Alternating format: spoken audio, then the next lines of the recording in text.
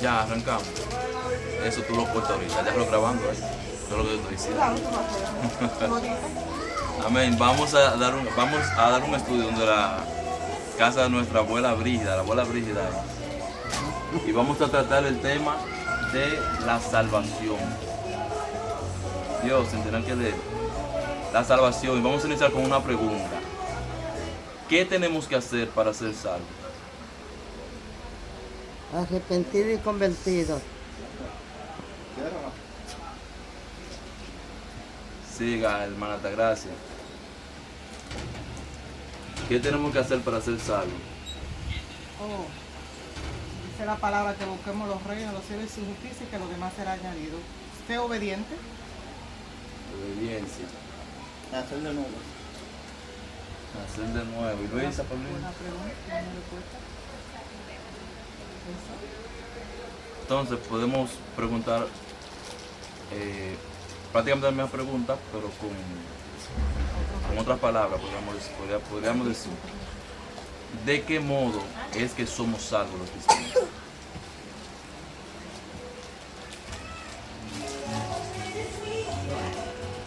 ¿De qué modo somos Sí. salvos? Servirle a Dios. Y dice la palabra de Dios, convertido, arrepentido, bautizado y será salvo. Entonces nos requiere que nosotros nos convirtamos a Cristo, nos arrepintamos, entonces ser llevados a las aguas y dice la palabra de Dios que somos salvos. Seguir buscando y cuidando la salvación que Dios nos da, porque si nos descuidamos la podemos perder. Eso. Vamos a leer el libro de Efesios, capítulo 2, versículo 8. Éxodo, Efesios 2, 8. Éxodo 2:8. ¿Lo tienes, Germán, ahí?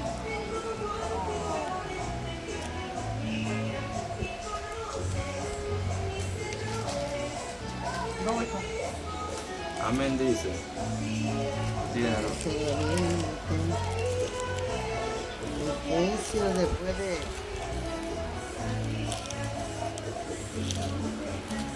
Espérate. Corintios.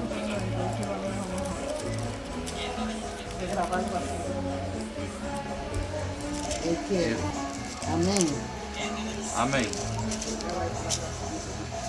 2:8. Efesios 2:8 dice: porque por gracia sois salvos por medio de la fe, y esto no de vosotros, pues es don de Dios, no por obras para que nadie se gloríe. Porque somos hechura suya, creados en Cristo Jesús para buenas obras, las cuales Dios preparó de antemano para que anduviésemos en ella. ¿Qué enseña el texto? Por gracia sois salvos por medio de la fe, no por obra para que nadie se gloríe. ¿Qué quiere decir esto? Simple. Nada de lo que nosotros hagamos nos hará merecedor del reino de Dios. Nada de lo que usted haga. Usted puede hacer campaña, usted puede hacer obra, lo que usted quiera, puede portarse moralmente bien, y nada de eso garantiza de que usted realmente es salvo. ¿Por qué? Porque somos gracia, por pura gracia y misericordia de Dios. Somos salvos, es la palabra que se dice. Por pura gracia y misericordia de Dios. Esto no es algo que nosotros no ganamos. La salvación no se la gana a nadie, absolutamente nadie. Gloria a Dios. Si fuera así, dice la palabra de Dios que aún uno dando su cuerpo y lo queme, no somos salvos. Podemos hacer los sacrificios que hacemos.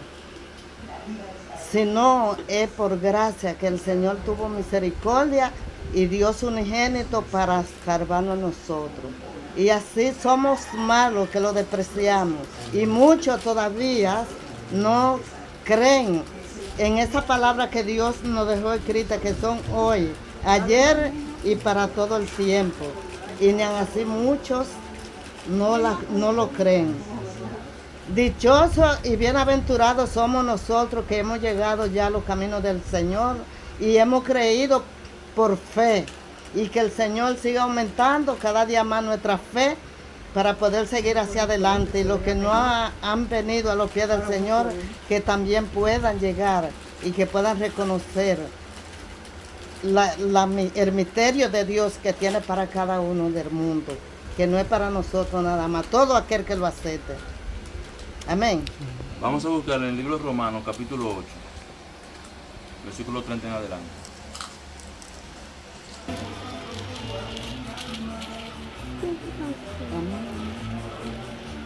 Y a los que predestinó, a estos también llamó.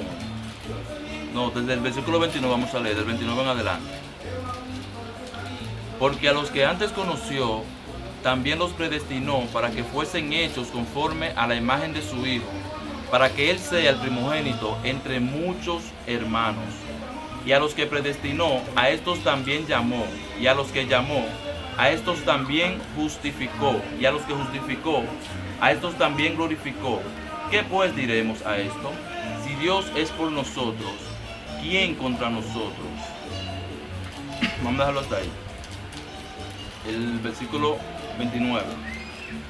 Porque a los que antes conoció, a los que antes Dios amó desde antes de la eternidad, no estamos hablando después que el ser humano fue creado, sino aún antes de ahí, Dios sabía ya quiénes eran sus hijos, a quienes Dios había escogido para salvación. El texto enseña, a los que antes conoció, también los predestinó para que fuesen hechos conforme a la imagen de su Hijo, para que él sea el primogénito entre muchos hermanos. Y a los que predestinó, a estos también llamó, lo llamó Dios. Y a los que llamó, a estos también justificó. Y a los que justificó, a estos también glorificó. ¿Qué vemos en la escritura? ¿Cómo está escrito? Está escrito en un tiempo pasivo, donde el que está recibiendo todos los beneficios no está haciendo absolutamente nada. Toda esa obra la está haciendo Dios. Dios conoció, Dios llamó, Dios justificó y Dios glorificó. O sea, toda la salvación es una obra entera, completamente de Dios. La salvación nunca está en la mano del ser humano. Nunca está en nuestras manos. Nunca. ¿Qué conlleva esto? Es imposible que una vez tenemos ese pequeño debate allá donde la abuela La Paz, donde La Paz, sierva, es imposible que un verdadero cristiano se pierda. Eso es imposible, eso no puede suceder. Eso es imposible. Y cuando nosotros leemos en el libro de Lucas, si mal no recuerdo, el Señor le dijo a Nicodemo que para poder entrar en el reino de los cielos es necesario nacer de nuevo. Tiene que haber un nuevo nacimiento. Obligado, tiene que haber un nuevo nacimiento. Y ese nuevo nacimiento no sale de nosotros. O sea, no somos nosotros mismos los que nacemos. Es Dios quien nos hace nacer a nosotros de nuevo.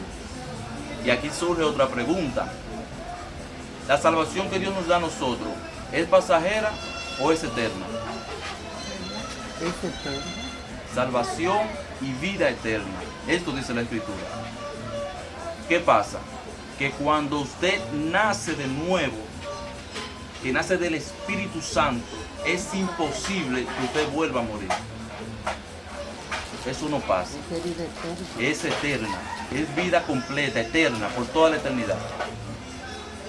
Pero que esa vida eterna la vamos a tener más allá. No, la vida eterna inicia en el momento que nacemos de nuevo. Sí, pero que aquí la carne un día vas a morir. Sí, sí. Entonces la vida eterna la tenemos más allá. Déjeme otra vez explicar. Diga. Porque el espíritu no muere. No. El espíritu no muere, la carne va a morir, pero el espíritu. Por eso mismo. Por eso la vida es exacto, eterna. la vida eterna inicia en el momento en que nacemos del Espíritu Del Santo. Espíritu Santo, exacto. Cuando nacemos del Espíritu Santo, inicia la vida eterna en Cristo Jesús, Señor nuestro. Y por ende, es imposible que un verdadero cristiano se pierda. Esto no puede suceder. Dígase. ¿Haya nacido de nuevo, no? Sí. Bueno, ¿cómo explico? Yo diría, ok, un verdadero cristiano no puede perder, pero sí, como todavía estamos aquí en la tierra, viene la tentación y muchos son engañados, porque aún la palabra dice que aún lo mismo escogido puede ser engañado. No, la Biblia no dice así. ¿Cómo que dice? Vamos a Si buscar. fuese posible. Exacto, esa es la palabra. ¿Cómo es? Si fuese Si posible. fuese posible. Ajá. Si Puede- fuese, pero no es posible. Esto, o sea, no. Sí. Vamos a buscar el texto para leer. Ya no es que van a ser engañados. Si se descuida puede ser engañado, porque si se llevan de la tentación, por lo menos se puede dejar engañar, porque en ese momento puede venir Cristo, le puede venir la muerte y ya se perdió. No se puede perder. Bueno, gloria a Dios. Eso está en el libro de Marcos 13, 22. Déjame ver. Jesús advierte que falsos profetas y mesías realizarán señales y milagros para engañar, si fuera posible, incluso a quienes han sido elegidos por Dios. Para engañar si fuera posible. O sea, eso es imposible que un verdadero cristiano sea engañado. Sí pueden tener, vamos a decir, doctrinas que la gente puede creer, quizás erróneas, pero las fundamentales de fe para salvación, este la sostiene. Este la sostiene. Entonces, por lo menos un verdadero cristiano, como tú dices, ¿verdad? Entonces, cuando haces cosas, pecados, que comete pecados, entonces, si le llega la muerte o Cristo viene, no se va a perder. Si le llega la muerte en el momento de que peca, Ujú. no se puede perder. Déjeme decirle, vamos a leer en el libro de Primera de Juan para buscar Si eso. está en pecado, se pierde. Eso es lo que yo pienso y eso es por lo menos lo que... Nosotros Porque hablamos- si no se arrepiente de ese pecado, se va a perder. Ah, sí, no Ahí sé. es el punto. Ese es el punto. Sí. Si no se arrepiente de ese pecado, se va a perder. Claro. Pero no porque el cristiano se perdió, sino porque aquella persona no era cristiana. Por esa razón no se arrepintió. El cristiano, aunque fallamos, todo el tiempo estamos pidiendo a Dios misericordia. Y esto enseña en el libro de Mateo capítulo 5, cuando el Señor dice, bienaventurados los pobres en espíritu, porque ellos verán a Dios. ¿Quiénes son los pobres en espíritu? Aquellos que reconocen que no tienen forma de justificarse delante de Dios. Y por esta razón, esta gente van todo el tiempo clamando a Dios por misericordia. Todo el tiempo. ¿Dónde está el debate o dónde está el pequeño dilema por la cual muchas personas no entienden esta doctrina? En que la gente piensa, o muchos piensan, de que si un cristiano vive en pecado, se puede perder.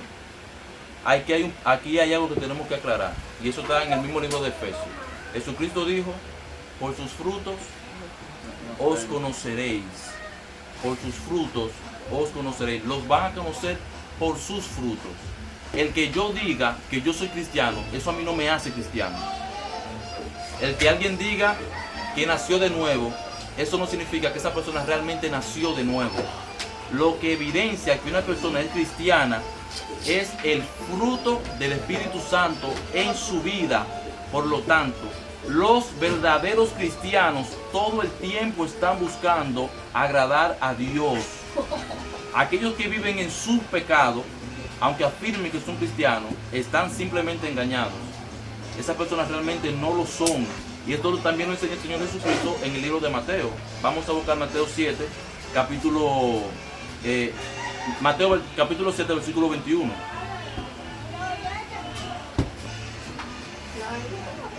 Mateo 7, 21.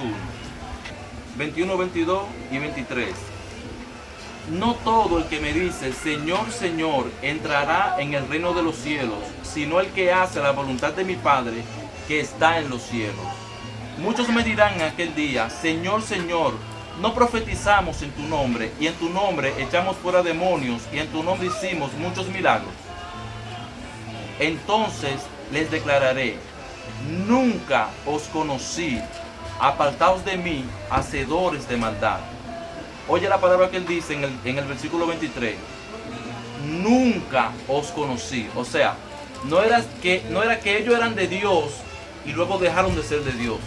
Es que ellos nunca fueron de Dios. Estas personas, aunque hacían supuestas señales, aunque echaban fuera demonios, aunque hacían milagros, estas personas nunca fueron de Dios. O sea, esas personas nunca nacieron de nuevo, nunca fueron cristianos. Y esto también lo confirma el apóstol Juan. Vamos a buscar en Juan, vamos a ver. Primera de Juan, capítulo 2, versículo 19.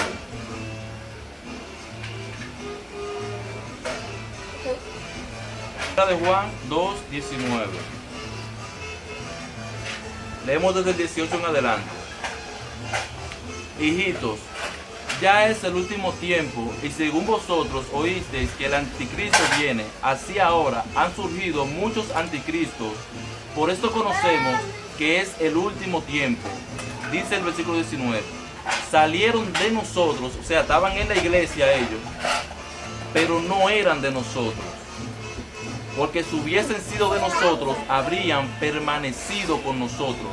Pero salieron para que se manifestase que no todos son de nosotros. Aquí está hablando de personas que en un momento determinado de su vida confesaron que eran cristianos. Pero Juan dice aquí, ellos se fueron porque ellos no eran de nosotros. O sea, estas personas nunca fueron cristianos.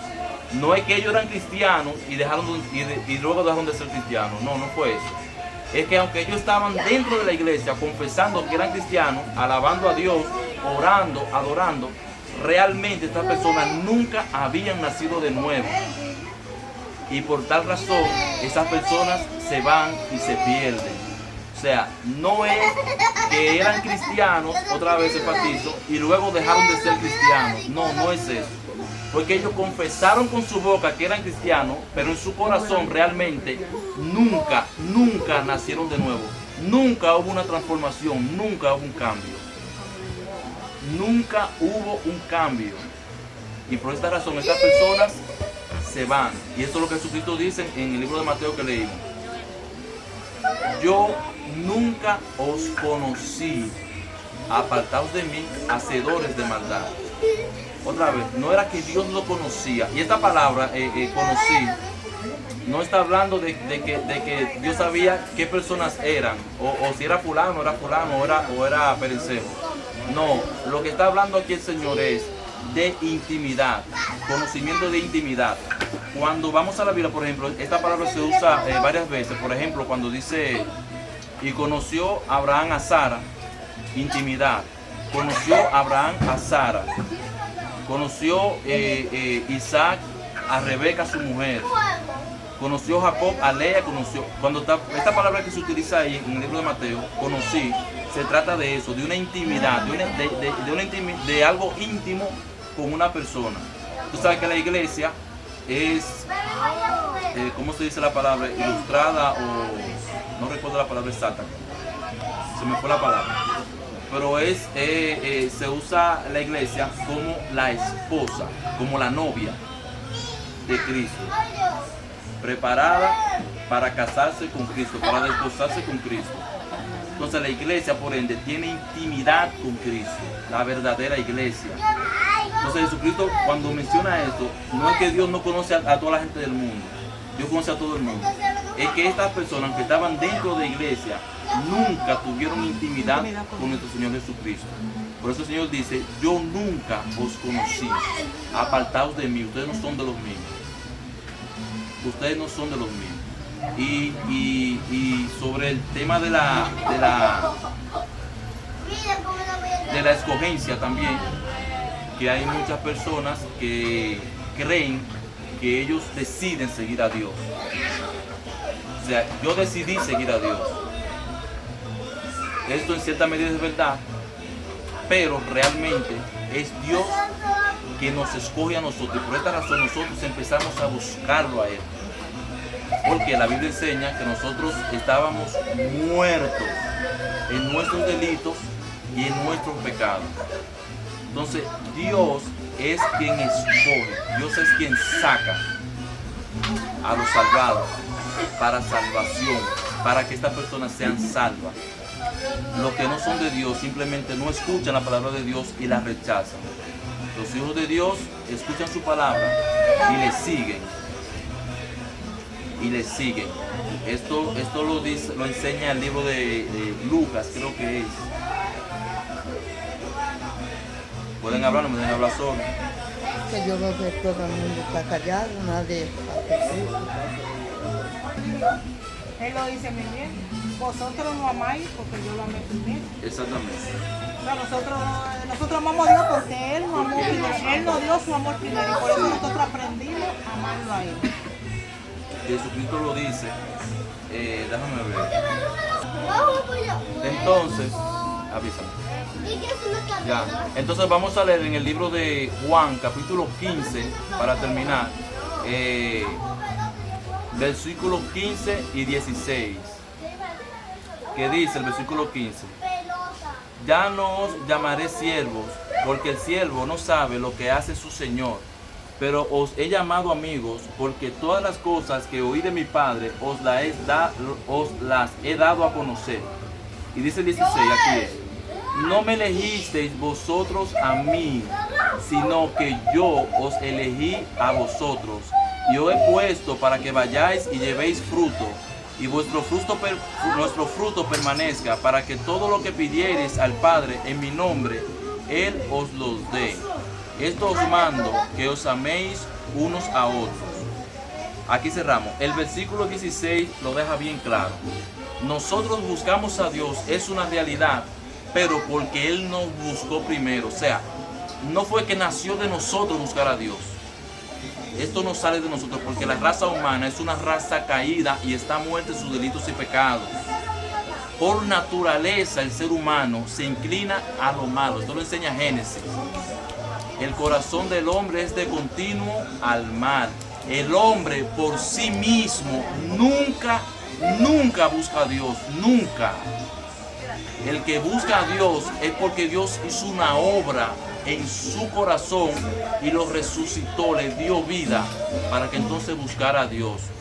Y es por eso que decimos, somos salvos, sí, buscamos a Dios, sí, pero porque Él nos buscó primero y porque Él nos salvó a nosotros.